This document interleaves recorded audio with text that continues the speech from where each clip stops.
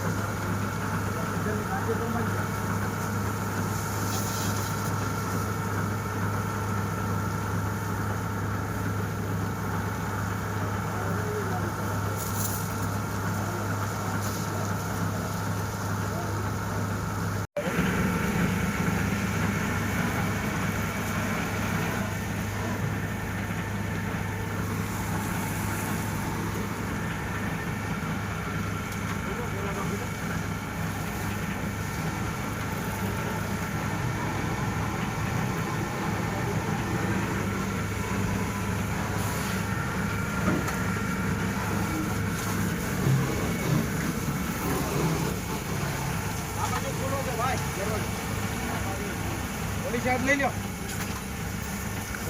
ફૂલો છે.